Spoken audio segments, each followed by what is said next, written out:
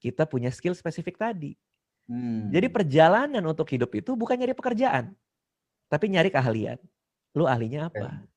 Tapi title yang disematkan sama orang-orang ke lu itu YouTuber, bukan storyteller. Betul, dan itu tidak penting. Padahal kan lu pengen dikenalnya sebagai seorang storyteller gitu kan. Gue nggak pernah pengen dikenal jadi apapun. Gue merasa kalian gue adalah storytelling. Tapi gue nggak peduli orang menyebut gue apa. Gue nggak peduli. Gue pernah ada clubhouse bareng salah satu influencer lah gitu. Kita satu panel bareng gitu. Terus dia nanya gitu, Bang Radit, lo maunya dipanggil sebagai apa? Terus gue bilang, emang penting ya gitu? Ya penting sih menurut gue gitu. Oh kalau menurut gue sih nggak penting, gue bilang. Gue nggak merasa penting buat dikenal jadi apa gitu. Gue merasa penting gue bikin apa gitu loh. Kan kalau value itu gue kasih ke masyarakat, maka tawaran akan datang. Kan seni mendatangkan uang adalah, ada nggak orang mau bayar kita untuk nilai yang kita punya kan? Jadi kan udah nggak relevan lagi. Lo menyebut diri lo adalah, gue adalah seorang MC. Tapi kalau masyarakat tahu lo bukan MC yang bagus kan, tawaran tidak akan datang. Iya benar. Paham nggak maksudnya? Oke.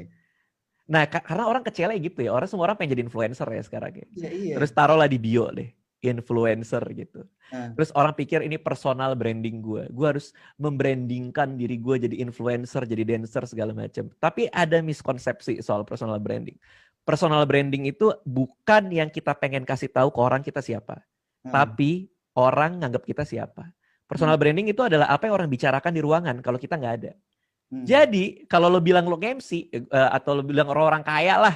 Sekarang kan banyak ya di Instagram pamer-pamer kekayaan. Personal branding lo adalah lo orang kaya gitu. Tapi jangan-jangan orang mikirnya lo norak kan. Iya. Personal branding adalah apa yang orang ngomongin soal diri lo. Bukan lo pengennya apa gitu. Iya benar. Ini ilmu di public speaking juga salah satunya itu gitu kan. Oke. Jadi ketika lo pengen dikenal banyak orang, ya lo harus mengeluarkan value itu supaya tertular sama orang dan orang akhirnya bisa kebangun persepsinya lo siapa gitu loh. Iya gitu. Karena produk akan menjual dirinya sendiri gitu. Jadi ya itu kalau menjawab pertanyaan lo tadi ya, ini agak panjang ya. Cuma kalau kita tarik ke belakang awalnya dari mana? Ya buat gue nggak terlalu peduli sih orang mau bilang gue apa. Tapi kalau dibilang sebagai anak muda masih mau dong. Ya terserah juga mau dibilang anak muda. Nggak, banyak banget yang bilang gue bapak-bapak sekarang ya nggak apa-apa juga. Bebas-bebas aja. Kan tapi kan image lu tuh ya, image-nya di masyarakat lu kan masih sebagai sosok anak muda nih kan. Iya. Bahkan terkenal sebagai presiden jomblo gitu kan. Iya dulunya. Dulunya sebagai itu kan. Cuman ketika lu udah berubah menjadi bapak-bapak nih, udah punya anak gitu kan. Apa sih yang lu ngerasain paling berubah dari diri lu? Gua itu dulu nggak suka anak kecil gua. Jadi gue bilang ke istri gue tuh paling nggak suka anak kecil. Sampai saking nggak sukanya anak kecil, rumah gue itu gue desain supaya banyak lobang. Jadi kalau teman gue mau main ke rumah, gue bisa bilang, lo boleh main ke rumah tapi jangan bawa anak lo, karena rumah gue berbahaya buat anak-anak gitu. Bener-bener banyak lobang banget, tiba-tiba jeblos dari lantai 2 lah, apa segala macem gitu. Nah cuman begitu anak gue lahir, gue merasa ya berubah aja gitu, kayak ya ternyata menyenangkan punya anak itu gitu. Maksudnya gue main sama dia, gue ngelihat dia berkembang dan lain-lainnya gitu sih. Nah, emang perkembangan tuh selalu ada gitu ya. Maksudnya apalagi sekarang zaman juga berkembang, terus eranya juga berkembang. Sama kayak Link aja nih juga yang sekarang tuh terus berkembang gitu. Dari awal sampai sekarang selalu berubah menjadi yang lebih baik dari banyaknya fitur-fitur yang ada di dalamnya. Salah satunya adalah Link aja berbagi. Nah, ini untuk bayar zakat via online juga bisa. Jadi, lo tuh kalau mau, karena ini kan udah tersertifikasi DSN MUI ya. Dan sesuai juga dengan syariat Islam. Jadi lo kalau mau bayar zakat via online ya Sobat Link aja, itu udah benar-benar sesuai dan lo nggak perlu pusing lagi, lo nggak usah takut lagi kesana kemari gitu loh. Orang mau zakat tuh banyak yang takut karena takutnya ini dialihinnya kemana? Ya nyampe nggak ya gitu ya? Nyampe nggak ya? Sekarang kan zaman serba curigaan gitu kan. Betul. Tapi buat Sobat Link aja juga yang pengen dapetin saldo Link aja, kita lagi bagi-bagi berkah nih. Ada total senilai Rp300.000 untuk 3 orang pemenang. Caranya gampang banget, lu tinggal jawab pertanyaan di kolom komentar. Apa perubahan baik yang udah lu lakukan di bulan Ramadan ini? Sama jangan lupa pakaiin hashtagnya lengkapnya Ramadan. Dan juga kita lagi ada promo Ramadan link aja syariah, link aja dan layanan syariah link aja. Hematnya sampai dengan Rp350.000. Nah, lu bisa download nih link aja di Android Play Store dan juga di Apple App Store dan aktifkan layanan syariah link aja. Oke, Bang Radit. Ya. Lanjut lagi kita ngobrol-ngobrol. Jadi ketika pandemi mulai datang pertama kali gitu kan, terus akhirnya kita masuk Ramadan. Biasanya orang udah kepikiran Ramadan gue mau gini, gue mau gitulah. Lu pas dihadapi sama pandemi pertama kali, apa sih yang terpikirkan sama orang yang doyan ngelamun ini? Gue sebagai orang yang parnoan nih pasti gue langsung nyiapin berbagai macam hal ya. Kebetulan gue kan dulu SMA 70 nih. Terus di SMA 70 kan kita satu angkatan tuh berapa ratus orang, banyak banget gitu. Sehingga profesinya tuh macem-macem. Jadi teman-teman gue di sana tuh sampai bikinin kita semacam sesi khusus untuk menyiapkan sharing, menyiapkan contingency plan gitu. Jadi apa yang terjadi kalau lo punya usaha terus karyawan lo kena COVID? Apa yang terjadi kalau misalnya lo punya istri lo kena COVID gitu? Mereka sharing semuanya. Jadi gue disiapin plan gitu, di-sharingkan beberapa macam plan kalau misalnya terjadi seperti apa. Jadi gue udah nyiapin diri kalau yang terburuk terjadi gitu. Jadi emang bener-bener dan gue nggak mau ketemu orang sama sekali. Sekarang aja gue mulai agak longgar gitu ya. Dulu tuh bener-bener kalau mau ke rumah itu bener-bener gue nggak mau terima orang. Kalau sekarang gue mau terima asalkan dites gitu. Jadi bener-bener gue pikirin. Buat gue kalau amit-amit gue kena ya, gue sih mungkin masih bisa ya udah gitu, gue hadepin gitu. Tapi kalau anak gue kena, gue udah nggak kepikiran itu bakal kayak gimana. Jadi gue melakukan buat proteksi dia aja, buat melindungi anak gue gitu. Dan gue pernah mengalami keluarga gue kena, dan itu nggak enaknya juga kayak gimana gitu. Jadi gue nggak mau ngerasain yang kayak gitu lagi gitu sih. Oke, jadi si web seriesnya Radit itu bisa jalan juga karena udah mulai longgar dari elunya juga ya? Kalau tahun lalu pasti itu nggak akan terjadi. Gue nggak akan mau gue syuting, terutama di rumah gue dengan beberapa orang ke rumah kan. Tapi kalau sekarang balik lagi ke tadi gitu, gimana caranya gue tetap bisa bikin sesuatu tapi semua tetap sehat gitu kan. Jadilah mereka gue karantina, gue sewain hotel gitu, tempat gitu, penginapan. Mereka semua rame-rame nginep di sana, gue swab semua, karantina sama-sama, terus kita syuting gitu. Gila, proteksinya ini banget ya. Wah, kacau sih. Bener-bener lu iniin banget, lu perhatiin banget ya. Iya bener, emang harus kayak gitu. Karena kan kita kan yang bikin. Dan mereka tanggung jawab kita kan. Kalau kita mau seenaknya, kita pekerjakan teman-teman ini, terus kita bodo amat. Dan kalau mereka kena, ya pertanggungjawaban gue seperti apa gitu. Jadi kan gue pasti lebih gak enak lagi gitu. Jadi mending repot di depan. Lu emang sosok orang yang detail banget ya. Sosok orang yang ribet sih kayaknya ya. Ya detail. Nggak, gue tuh lebih ke gue nggak suka terjadi sesuatu yang gue tidak kira di masa depan gitu. Makanya kan gue juga sering ngomong soal keuangan ya di YouTube gue ya. Makanya cek pertama gue dari royalti buku umur 21 tahun itu udah gue simpan buat dana pensiun gue. Jadi karena gue selalu punya pemahaman bahwa masa depan itu semua hal buruk bisa terjadi gitu. Sama kayak COVID masuk, gue tuh tahu COVID itu dari bulan Desember. Gue dengar selentingan. Januari, Februari itu gue udah mulai ngikutin tuh di YouTube. Gue bilang ke istri gue, ini kayaknya akan masuk sini, dia nggak percaya sama sekali. Kita lihat di berita juga banyak yang denial juga kan. Begitu Maret masuk udah selesai gitu. Gue udah nyiapin sih harus ngapain gitu. Lo termasuk ini nggak sih? Termasuk yang OCD juga nggak sih orangnya? Enggak sama sekali sih. Kalau OCD enggak. Tapi biasanya soalnya orang OCD itu tuh terplanning rapih kayak lu gitu loh. Gue tuh lebih ke punya asuransi dalam tanda kutip gitu, bahwa kalau hal buruk terjadi gue nggak akan ada kenapa-napa. Jadi bukan masalah tata letak, bukan masalah kerapihan, bukan masalah Iya, iya, yang iya. kayak gitu-gitu gitu. Cuman Nah, masalah bahwa memastikan di masa depan semuanya baik-baik saja, itu aja. ini mungkin salah satu sisi lain, the other side of Raditya Dika gitu, yang orang nggak banyak tahu gitu kan. Menurut lo masih banyak nggak sih hal-hal yang orang-orang di luar sana tuh belum tahu tentang seorang Raditya Dika? Enggak juga sih kayaknya ya, karena gue mulai mulai masuk dalam fase gue suka sharing soal apa yang gue tahu itu kan 2-3 tahun terakhir ya. Ah, Dan mediumnya udah di podcast gitu. Jadi gue ada di Spotify di mana gue cerita aja selama 10-15 menit tentang apapun yang gue tahu gitu. Sendirian gitu. Jadi kayaknya udah banyak yang tahu juga kalau emang beneran ngikutin gue ya.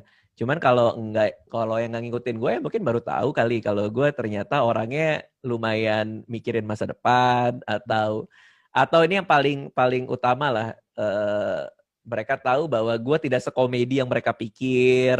Jadi ah, kan orang kan mikir pelawak komedian itu kan tiap hari ngelucu kan. iya, iya. Cuman komedian itu kan, apalagi stand up komedian ya, Ah, dia kan datang dari kegelisahannya dia kan. Stand up komedi itu kan ngomel tapi lucu kan. ah. Sebenarnya kita ngomel gitu. Jadi kita banyak gelisah gitu. Jadi nggak ada lucu-lucunya orang yang banyak gelisah dalam kehidupan sehari-hari kan. Apa lucunya? Ya kan? Ada juga nyebelin kan. Jadi ya, gue termasuk orang yang gampang kesel, gampang sebel, gampang resah, gampang gelisah gitu. Makanya gue punya begitu banyak bahan untuk gue taruh dimanapun gitu. Karena ada aja yang masuk kepala gue gitu loh. Gitu sih kira-kira sih. Ya itu cuman akhirnya kan kegelisahan itu dikemas. Kemasannya itulah yang akhirnya bikin bikin jadi lucu kan. Karena lo ngebangun setup-nya, lo ngebangun bridging-nya, kemudian punchline-nya, itu kan yang akhirnya Betul. bikin Kan itu. kalau dalam konteks membuat karya kan ada dua hal kan. Satu, kita mau ngomongin apa. Yang kedua, gimana cara ngomonginnya. Hmm. Gimana cara ngomonginnya itu kita masuk ke teknik gitu kan. Teknik nulis, teknik stand up, teknik komedi, teknik segala macam. Tapi apa yang mau diomongin itu kita masuk ke rasa kan. Apa Hmm. yang kita rasain, kita gelisannya soal apa yang mau kita sampaikan, apa yang berubah, apa yang orang lain harus tahu. Jadi cuman tinggal mainin dua hal itu aja. Kita ngerasain apa, nyampeinnya gimana gitu. Segampang itu aja sih sebenarnya. Nah, tapi ini sekarang kalau kalau gue balik lagi ke YouTube lo yang udah punya 9 juta subscriber nih, ya Hmm. kan? Terus di Instagram udah 17 M juga followersnya gitu kan. Hmm. Dan kita tuh sangat merasa lu tuh udah bisa menginfluence anak muda di Indonesia. Uh, Bahkan waktu itu aja Deddy Corbuzier sampai bilang kan, kalau vaksin kenapa nggak pakai Raditya Dika gitu kan, yang bisa menginfluence banyak orang. Tapi lu ngerasa nggak sih diri lu tuh bisa menginfluence banyak orang? gue tuh gak peduli sih orangnya ya. Gue bener-bener, gue kemarin kayak yang, eh gue bikin apa ya, waktu itu gue ada webinar apa gitu, gue diundang ya. Nah, Terus ada pertanyaan gitu. Bang, menurut lo gimana, apa yang lo rasain kalau ternyata orang yang datang hari ini tuh dengerin lo tapi dia tidak terinspirasi sama sekali gitu. hmm. Terus cuman lewat aja. Terus gue bilang ya, gue gak peduli juga. Gue juga tidak merasa diri gue memberikan motivasi buat orang secara secara sadar ya. Maksudnya gue kayak kita ngobrol kayak gini, gue cuman sharing apa yang gue tahu aja. Hmm. Kalau abis setelah kita ngobrol, ngobrol sama Link aja seperti ini, tiba-tiba kayak, oh iya ternyata gitu buat karya, gue akan coba dengan tekun bikin karya. 10 tahun lagi kita ketemu dia di Senayan City, Papasan, terus ketemu lo Sahil gitu, tiba-tiba dia bilang, Sahil, gua nonton waktu itu ketika Link aja, dan pembicaraan itu membuat gua jadi punya karir seperti ini. Terima kasih ya lo ngobrol sama Radit saat itu. Kalaupun itu terjadi, gue juga nggak peduli. Ya udah gitu. Gue tuh tipe yang santai aja gitu loh. Maksudnya kayak kalau kalau ada orang yang setuju sama lo ya bagus. Kalau nggak ada yang setuju ya juga nggak apa-apa. Kalau ada orang yang nggak suka nonton stand up lo pada bilang garing apa segala macam, ya nggak apa-apa juga. Tapi kalau ada yang suka, Ya bagus, ya udahlah, hidupnya Jadi lu santai-santai aja. mau dipuji, mau dicaci, bodo amat ya. Iya bodo amat, karena buat gue kita dipuji orang, kita membuat film yang tembus 1 juta, Nah, belum tentu film berikutnya juga tembus, jadi ngapain happy? Tapi kalau kita bikin film yang jelek, yang nggak ada yang nonton, belum tentu film berikutnya juga nggak ada yang nonton, jadi ngapain sedih? Ya biasa aja semuanya. Karena gini, di stand up comedy kita punya peraturan, nah, namanya 10 o'clock rule. Ini mungkin bisa diaplikasikan buat MC juga nih. nah, Jadi kita biasa stand up kan malam ya. nah. Katakanlah jam 8. Kalau kita stand up, terus pecah semua orang ketawa. Wajib hukumnya jam 10 pagi keesokan harinya, kita udah biasa aja. Jadi boleh seneng, tapi sampai jam 10 pagi besok aja gitu. Pecah banget nih, wah bangga dong, keren dong lo. Tapi ya udah sampai jam 10 aja. Kalau kita stand up dan ngebom tuh artinya nggak lucu sama sekali. Orang-orang pada minta refund tiket, lo boleh sedih, lo boleh nangis, lo boleh kecewa sama diri lo. Tapi sampai jam 10 pagi aja. Habis itu lo bikin lagi. Jadi apapun yang terjadi, besok jam 10, lo lanjutin hidup lo aja gitu. Jadi makanya gue gak pernah ngerasa gimana-gimana ya gitu. Karena emang ya biasa aja sih, biasa banget gitu. Lo udah pernah sharing teknik bodo amat belum? Pernah. Gue pernah bilang soal itu gitu. Di YouTube kayak pernah deh. Sekali. Gue waktu itu bahas di YouTube soal problematika banyak artis TV masuk ke YouTube. Nah, itu kan sempat rame juga dibahas tuh. Iya, viral juga tuh. Iya, dan gue bahas tuh, gue sebagai YouTuber dari tahun 2009, gue ngomong aja gitu. Buat gue, ya fokus aja kepada hal-hal yang bisa kita ubah sih, yaitu diri kita gitu. Kita bikin konten apa di YouTube, ya fokus aja. Nggak usah fokus ke hal-hal yang nggak bisa diubah. Lo kan nggak bisa ngelarang orang masuk YouTube kan? Ya biarin aja sih. Kan punya lu juga YouTube-nya. Iya. Sama kayak lo ngelihat tetangga lo lebih sukses daripada lo gitu. Ya udahlah, lo fokus kepada hal yang bisa lo ubah. Lo nggak bisa membuat tetangga lo jadi nggak sukses juga kan? Hanya karena lo pengen ngerasa lebih baik kan? Jadi ya itu kan filsafat stoik ya. Artinya apapun yang terjadi dalam hidup, mau baik mau buruk, biasa aja gitu. Santai-santai aja. Gokil nih, obrolan ini menginspirasi gue banget. Ayo dong, lo ngomong bodo amat dong. Ayo dong. Bodo amat. Gue gak peduli. Mungkin Raditya Dika bisa bodo amat gitu kan ya. Tapi buat lo nih, Sobat Link aja, jangan pernah bodo amat kalau lo pengen memperbaiki diri. Ada banyak hal yang bisa lo pelajari dari internet. Nah, produk internet dan paket data untuk akses YouTube itu lo bisa akses semuanya via Link aja dan layanan Syariah Link aja. Jadi supaya lo bisa selalu lancar update konten-konten asiknya Raditya Dika juga bisa lo liatin di sana. Gue udah pakai nih layanan Syariah Link aja dan ini tuh bener-bener ngebantu banget gitu kan. Nah, hijau nih, kalau hijau layanan Syariah Link aja nih. Jadi lo mau ngapain aja semuanya ada di sini. Lengkap segini banyaknya sampai yang tadi zakat pun ada di sini gitu kan. Sambil rebahan bisa bayar zakat tuh, bayangin dong. Udah segampang itu sekarang. Samsat aja ada di sini. Kalau dulu masih disuruh-suruh orang tua kan ya? Ingat gak lo zaman dulu? Ke masjid kan dulu kan? Iya. Kamu udah bayarin zakat gitu ke masjid gitu kan? Di sana nanti ketemu pengurusnya dicatat gitu. Sekarang dari rumah doang udah beres. Terus yang ini nggak ya, zaman dulu tuh yang kayak lo mau bayar listrik, bayar air, tapi lo masih ke kantornya ngantri dari pagi. Ah, gua nggak ngalamin tuh kalau itu tuh. Oh, gue bukan gue yang ngalamin sih, nyokap gue. Oh iya. Gitu. Iya. Sekarang ke kantor pos ya dulu ya? Apa kemana iya, sih? ada kantor PAM, kantor pos gitu-gitu bisa tuh dari situ semuanya. Tapi Bang Radit, thank you so much buat obrolannya hari ini. Siap, sama-sama. Semoga yang nonton bisa terinspirasi gitu kan ya. Iya. Nggak terinspirasi juga kalau kata. Nggak apa-apa.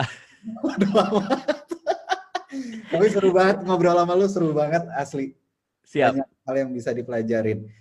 Sama jangan lupa buat Sobat Link aja yang udah pada ikutan kuisnya dari tadi ya, tungguin pemenangnya yang ikutan kuis hari ini di Instagram story-nya @link aja. Siapa tahu lo yang jadi pemenangnya gitu kan. Sama jangan lupa stay tune terus di Instagramnya @link aja dan @layanan Syariah Link aja. Karena setiap harinya gue bakalan live di sini ngabuburit bareng, ngobrol sama narasumber-narasumber yang inspiratif juga. Kita ngebahas seru-seruan apapun yang bisa dibahas gitu.